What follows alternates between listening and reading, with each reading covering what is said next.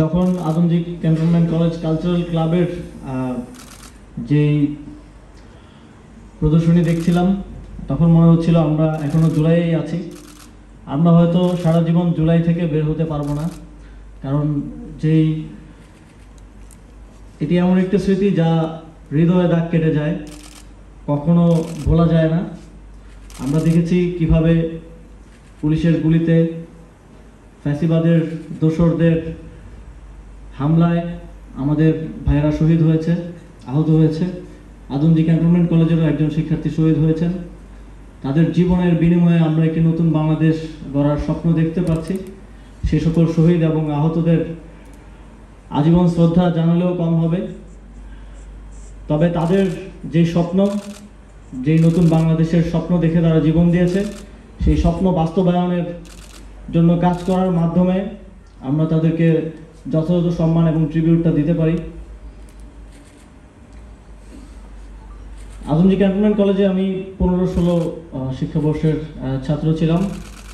Adamjee cantonment college আমাকে শিখিয়েছে শৃঙ্খলা, নৈতিকতা এবং লিডারশিপ। আপনারা জানেন যে আমি বিএনসিসির সাথে সম্পৃক্ত ছিলাম এবং আমি মনে করি যে বিএনসিসি থেকেই লিডারশিপ কোয়ালিটির অনেকটাই আমি পেয়েছি এবং সেজন্য আমার জীবন গড়ে দেওয়ার জন্য একজন মানুষ হিসেবে, একজন নৈতিক মানুষ হিসেবে আমাকে তৈরি করে দেওয়ার জন্য আদমজী ক্যান্টনমেন্ট কলেজকে আবারও ধন্যবাদ।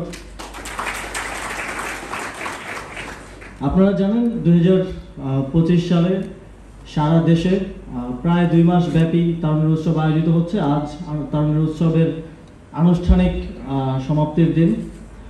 সারা দেশে 64টি জেলায়, প্রত্যেকটি বিভাগ এবং উপজেলায়, এছাড়াও প্রায় 14,000-এরও বেশি ইভেন্ট তারুণ্যের উৎসব উপলক্ষে আয়োজিত হয়েছে এবং আদমজী ক্যান্টনমেন্ট কলেজেও সেই তারুণ্যের উৎসবের একটি অংশ হিসেবে আজ আপনারা যে আয়োজন করলেন। তারুণ্যের উৎসব মূলত তারুণ্যের শক্তির ইতিবাচক এবং সৃজনশীল যেই প্রদর্শনী, একে উদ্দেশ্য করেই তারুণ্যের উৎসব ডিজাইন করা হয়েছে। আমরা জুলাই গণঅভ্যুত্থানে দেখেছি তরুণরা কিভাবে দেশের জন্য জীবন দিতে পারে। তারুণ্যের উৎসবের মাধ্যমে আমরা দেখানোর চেষ্টা করেছি যে তরুণরা দেশ গড়ায় তাদের সৃজনশীলতা, মেধা, যোগ্যতা এবং দক্ষতা দিয়ে কিভাবে অংশগ্রহণ করতে পারে। অন্তর্বর্তীকালীন সরকার তারুণ্যের শক্তিকে কাজে লাগাতে চায়।